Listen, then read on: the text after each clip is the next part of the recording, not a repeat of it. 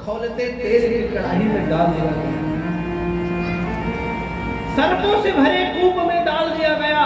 लेकिन जहां जहां पर हिरण्यकश्यप अपने प्रहलाद को, अपने पुत्र को कष्ट देते, वहां पर भगवान नाम की इतनी महिमा होती कि सर्पों से भरा हुआ कुआं भी सुंदर कमल के फूलों से भर जाता। खौलता हुआ तेल का कढ़ाई प्रहलाद के बैठाते ही शांत गंगा जल गुलाब जल बन जाता। इधर नाम जप हो रहा है, विशाल पर्वत के ऊपर से फेंक दिया गया, मानो जैसे कोई हाथ से उठा लेता है, ऐसी परमात्मा की कृपा उस बालक प्रहलाद पर हुई। बहुत भयानक कष्ट दिया गया उस नन्हे से बालक। इतनी भयानक कष्टों के बाद भी उसने नाम जप नहीं छोड़ा। भगवान नाम जप का आश्रय लेकर के कठिनाइयों से आगे बढ़ता गया। भगवान कहते हैं कि मेरे नाव पे, मेरे मार्ग पे चल करके तो देख, रास्ते के कांटों को फूल न कर दो तो कहना। हमारी निष्ठा कितनी बड़ी है। आप देखिए, 5 वर्ष का नन्हा सा प्रहलाद, 5 वर्ष का ध्रुव, 4 वर्ष के नारद, इन इतिहास की कहानियां सुनिए। अभी लगातार निरंतर 3 दिनों तक प्रहलाद चरित्र, ध्रुव चरित्र और नारद चरित्र पर व्याख्यान हुआ। ये जितने छोटे छोटे भगवान के भक्त दिख रहे हैं ना, ये इस जन्म के पुण्य आत्मा नहीं है, अनेकों जन्मों के पुण्य और तप का प्रभाव है कि बाल्यावस्था में भगवत साक्षात्कार का अवसर प्राप्त हुआ। प्रेम से बोलो श्री राधे। हमें विचार करना होगा, हम कहाँ हैं, हमारे घर के बच्चों को हम क्या दिशा दे पा रहे हैं।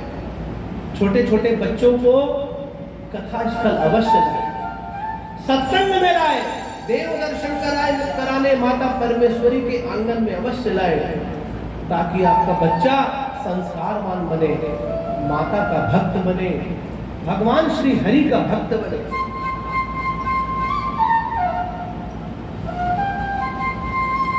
बहुत भयानक कष्ट उस बालक को दिया गया। एक दिन की बात है, हिरण्यकश्यप की बहन सिंहिका पहुंची और कहती कि भैया क्या बात है, चिंतित लग रहे हैं। क्या बताए बहन, मेरे छोटे पुत्र के रूप में मेरा शत्रु अपने दूत को भेज दिया। विष्णु मेरा शत्रु है और मेरा छोटा बेटा निरंतर विष्णु का नाम जपता है कि विष्णु ही अपने दूत को मुझे सताने के लिए भेजा है। मेरा पुत्र बन करके आया है और इसको अनेक प्रकार से मारने का प्रयत्न करता हूं, तब भी ये बच जाता है। सिंहिका कहती है कि भैया मुझे ब्रह्म देवता से वरदान मिला है। क्या वरदान? बोले मैं जिसे चाहे उसे अग्नि में जला सकती हूं। अरे वाह भैया, तो चिंता मत कर, उस विष्णु दूत को मैं अपने गोद में लेकर के बैठूंगी। तू सुंदर लकड़ी का मंचन तैयार कर, लकड़ियों को जमा कर, इकट्ठा कर और नीचे से आग लगा देना। वो बच्चा जल करके राख हो जाएगा और मुझे तो वरदान है, बाहर आ जाऊंगी। भैया प्रसन्न हो गए। हिरण्यकश्यप, क्या बात है बहन। व्यवस्था कर दी गई, सुंदर बढ़िया लकड़ियों का सुंदर स्थान बना दिया गया और गोद में लेकर के सिंहिका बैठ गई।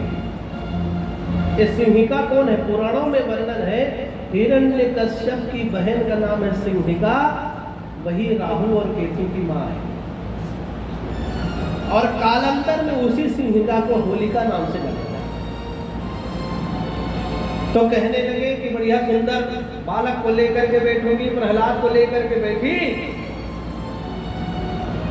इधर प्रहलाद नारायण नारायण नारायण जप रहे, लगा दो आग।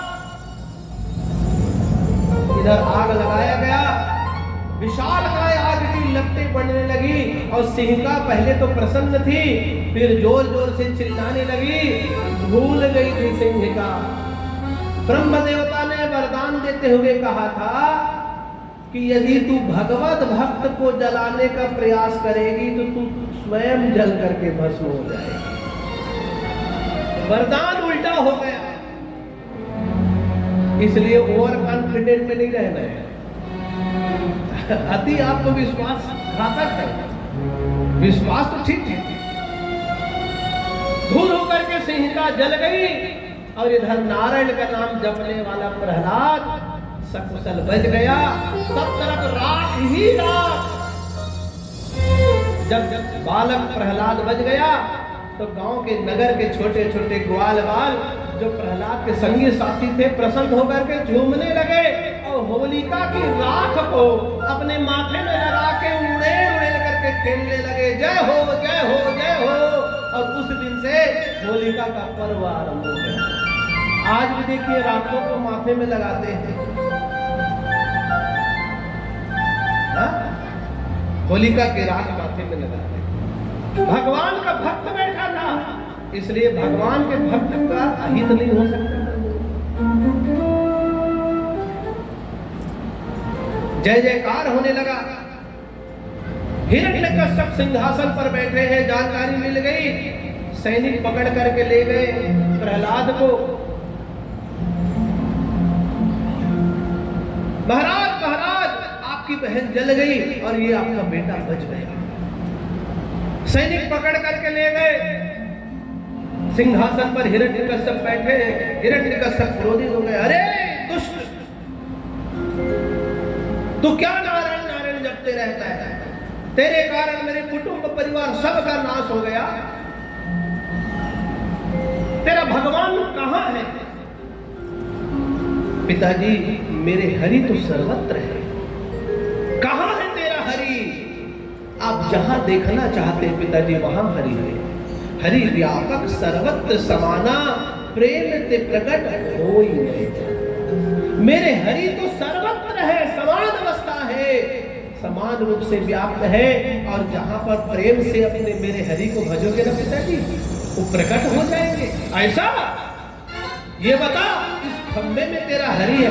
हाँ पिताजी, यदि प्रेम से देखोगे ना तो इस खंबे में भी मेरे हरि है। अच्छा, तेरा हरि इस खंबे में छुपा हुआ है, तो ले मैं तेरे हरि को अपने गदा के प्रहार से नष्ट करता हूं। ऐसा कहते हुए सिंहासन से उठा हिरण्यकश्यप, विशाल का गदा उठाया और सबके देखते ही देखते खंबे को जोर से प्रहार किया। और जैसे ही प्रहार किया, सिंह की गर्जना के साथ भगवान नृसिंहनाथ प्रकट हो गए। बोलो नृसिंह भगवान।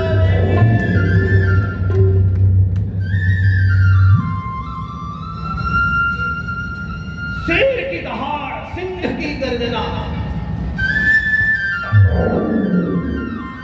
भगवान नरसिंह प्रकट हो गए।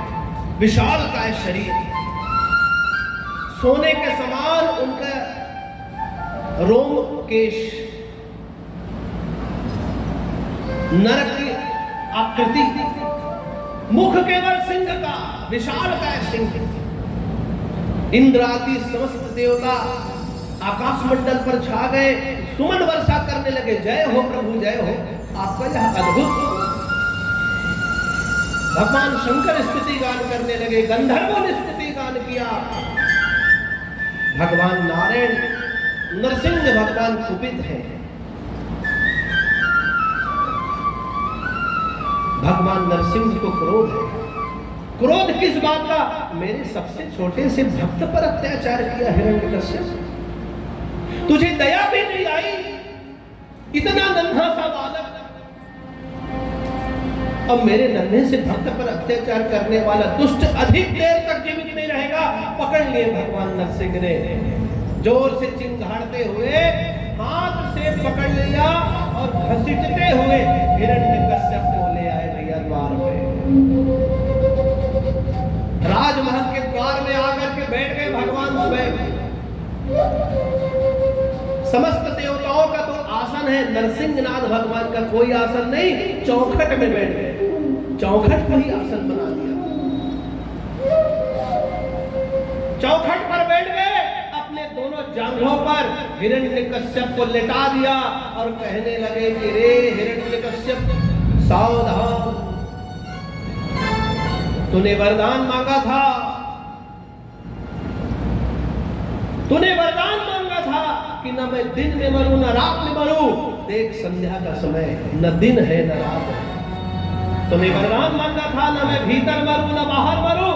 देख न तू घर के अंदर है न तू घर के बाहर। तूने यह भी कहा था न ऊपर मरूं न आकाश में मरूं, तू मेरी गोद में मरने वाला है। तूने यह भी वरदान मांगा कि ब्रह्मा के बनाए हुए किसी भी अस्त्र से मरूं न शस्त्र से मरूं, तुझे मारने के लिए मेरे हाथों के नख ही पर्याप्त है। देख तूने यह भी कहा था कि हे विधाता, तेरे बनाए हुए किसी भी जीव से मेरी मृत्यु न हो, तुझे मारने के लिए मैं नया जीवन लेकर के आया हूं, न मैं नर हूं न मैं पशु हूं। जय जयकार होने लगे। और अंत में भगवान नरसिंह ने कहा, तूने यह भी वरदान मांगा था कि हे विधाता ब्रह्मा, आपके बनाए हुए 12 महीनों में मेरी मृत्यु न हो, तुझे मारने के लिए मैंने 13वां महीना पुरुषोत्तम मास बना करके प्रकट कर दिया। बोलो नरसिंह भगवान की। और सबके देखते ही देखते भगवान नरसिंहनाथ चिंघाड़ते हुए अपने हाथों के नखों को हिरण्यकश्यप के पेट में घुसाया और पूरा पेट फाड़ लिया। उनकी अतड़ियों को निकाल करके भगवान नरसिंहनाथ माला के रूप में पहनने लगे। बोलो नरसिंहनाथ भगवान की। सब देवता जय जयकार करने लगे, जय हो प्रभु जय हो, आपका यह अद्भुत अवतार भक्त की रक्षा के लिए, अपने भक्तों पर कृपा करने के लिए हुआ। बोलो नरसिंहनाथ भगवान की। मारने वाला है भगवान, बचाने वाला है भगवान। मारने वाला है भगवान, बचाने वाला है भगवान। मारने वाला है भगवान, बचाने वाला है भगवान। बाल नवा का होता उसका,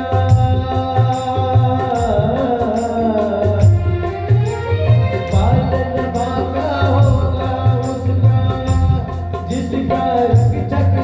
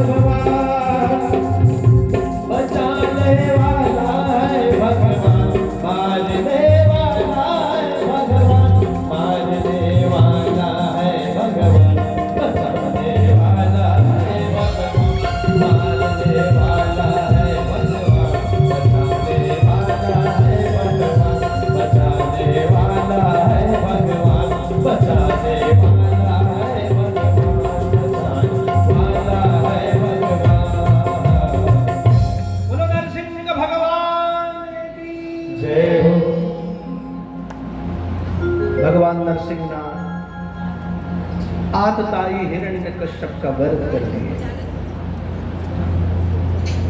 हिरण्यकश्यप के मरने के बाद भी नरसिंहनाथ भगवान कुपित है, क्रोधित है,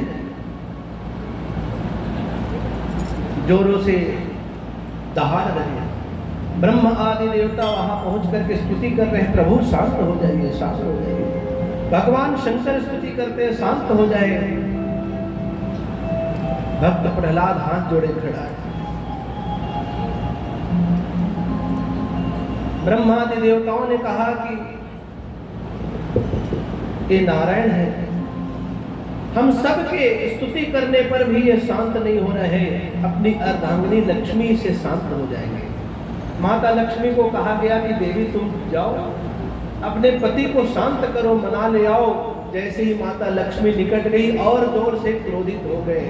कभी कभी ओवर कॉन्फिडेंस में नहीं रहना है, बोल मां के बिहारी लाल की जय, सब ठीक हो जाएगा।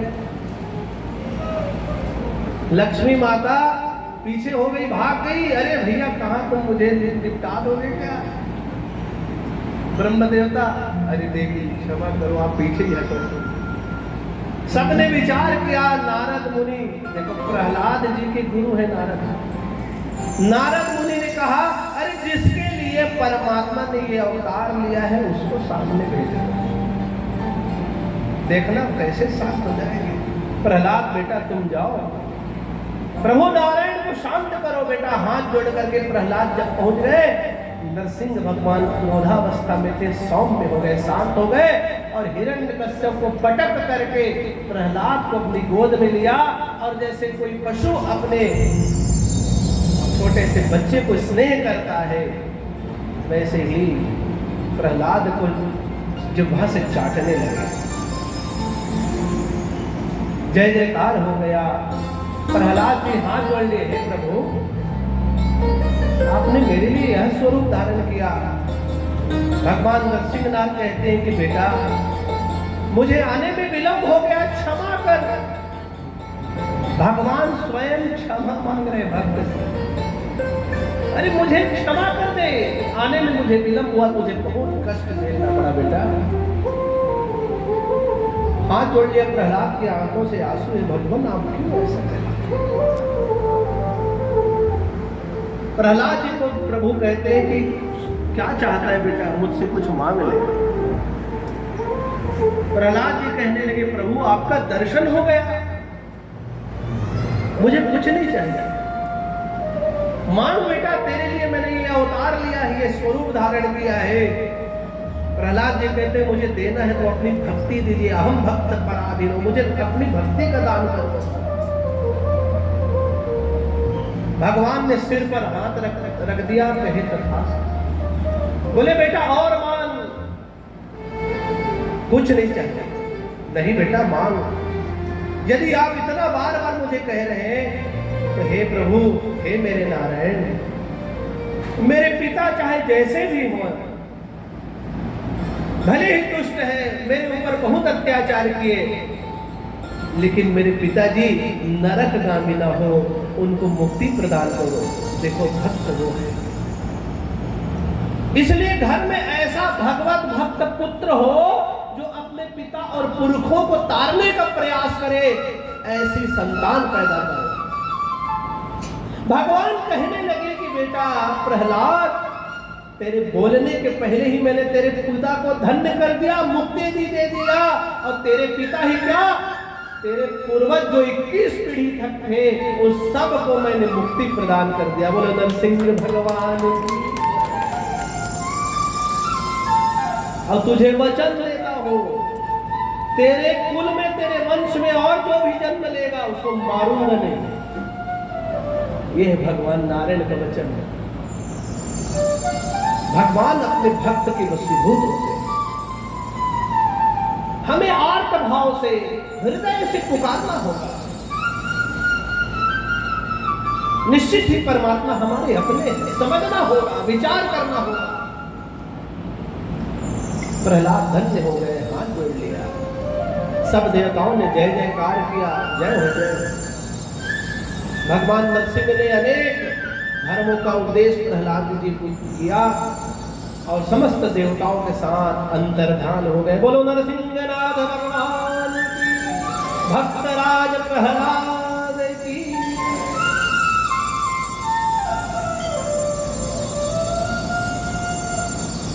सुखदेव जी ने अनेकों दिव्य कथाओं से परीक्षित को धन्य किया। परीक्षित भगवान के विविध अवतारों को